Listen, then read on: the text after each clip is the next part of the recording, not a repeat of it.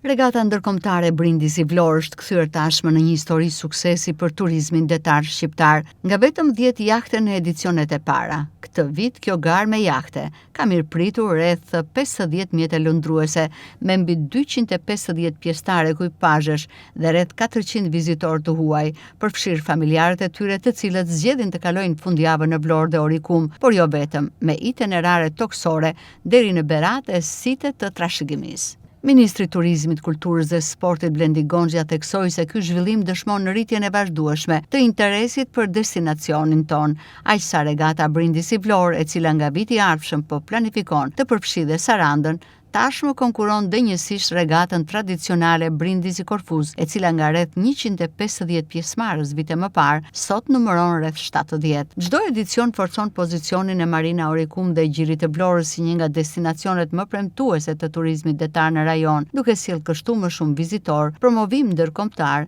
dhe vlerë për ekonominë lokale.